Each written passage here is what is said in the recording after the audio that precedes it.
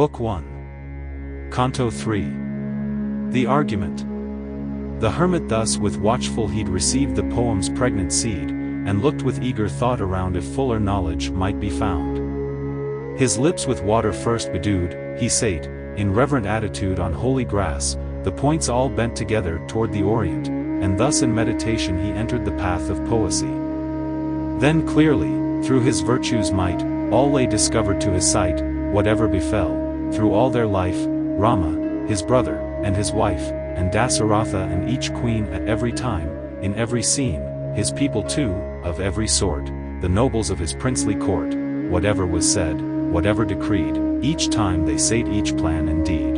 For holy thought and fervent right had so refined his keener sight that by his sanctity his view the present, past, and future knew, and he with mental eye could grasp, like fruit within his fingers clasp, the life of Rama, great and good, roaming with Sita in the wood.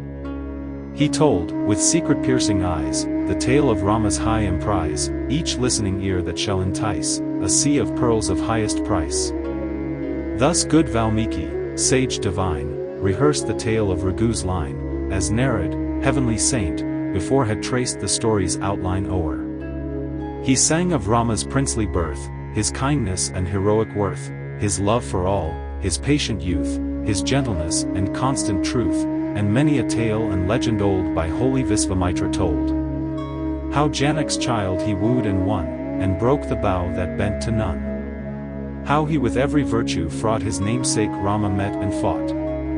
The choice of Rama for the throne, the malice by Kakeyi shown, whose evil counsel marred the plan and drove him forth a banished man. How the king grieved and groaned, and cried, and swooned away and pining died. The subjects' woe when thus bereft, and how the following crowds he left, with Guha talked, and firmly stern ordered his driver to return. How Ganga's farther shore he gained, by Bharadvaja entertained, by whose advice he journeyed still and came to Chitrakutta's hill. How there he dwelt and built a cot, how Bharat journeyed to the spot. His earnest supplication made, drink offerings to their father paid, the sandals given by Rama's hand, as emblems of his right, to stand, how from his presence Bharat went and years in Nandagrama spent. How Rama entered Dandak wood and in Satikna's presence stood. The favor Ansuya showed, the wondrous balsam she bestowed. How Sarabanga's dwelling place they sought, saw Indra face to face, the meeting with Agastya gained, the heavenly bow from him obtained. How Rama with Virata met, their home in Panchavata set. How Surpanaka underwent the mockery and disfigurement of Trisira's and Kara's fall, of Raven roused at vengeance call, Maricha doomed, without escape, the fair Vaidhan lady's rape. How Rama wept and raved in vain, and how the vulture king was slain. How Rama fierce Kabanda slew, then to the side of Pampa drew, met Hanuman, and her whose vows were kept beneath the greenwood boughs.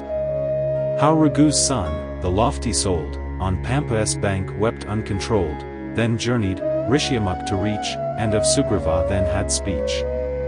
The friendship made, which both had sought, how Bali and Sugriva fought. How Bali in the strife was slain, and how Sugriva came to reign. The treaty, Tara's wild lament, the rainy nights in watching spent. The wrath of Raghu's lion son, the gathering of the hosts in one. The sending of the spies about, and all the regions pointed out. The ring by Rama's hand bestowed, the cave wherein the bear abode. The fast proposed, their lives to end, Sampati gained to be their friend. The scaling of the hill, the leap of Hanuman across the deep. Ocean's command that bade them seek Menaka of the lofty peak. The death of Sinhika, the sight of Lanka with her palace bright, how Hanuman stole in at eve, his plan the giants to deceive. How through the square he made his way to chambers where the women lay, within the Asoka garden came and there found Rama's captive dame. His colloquy with her he sought, and giving of the ring he brought. How Sita gave a gem o'erjoyed, how Hanuman the grove destroyed. How giantesses trembling fled, and servant fiends were smitten dead. How Hanuman was seized, their ire when Lanka blazed with hostile fire. His leap across the sea once more, the eating of the honey store. How Rama he consoled, and how he showed the gem from Sita's brow. With ocean, Rama's interview, the bridge that Nala o'er it threw. The crossing, and the sitting down at night round Lanka's royal town. The treaty with Vibhishan made, the plan for Raven's slaughter laid. How Kumbhakarna in his pride and Meghanada fought and died. How Raven in the fight was slain, and captive Sita brought again. Vibhishan sat upon the throne, the flying chariot Pushpak shone. How Brahma and the gods appeared, and Sita's doubted honor cleared. How in the flying car they rode to Bharadvaja's cabin abode. The wind god sun sent on afar, how Bharat met the flying car. How Rama then was king ordained, the legions their discharge obtained. How Rama cast his queen away, how grew the people's love each day. Thus did the saint Valmiki tell whatever in Rama's life befell, and in the closing verses all that yet to come will once befall.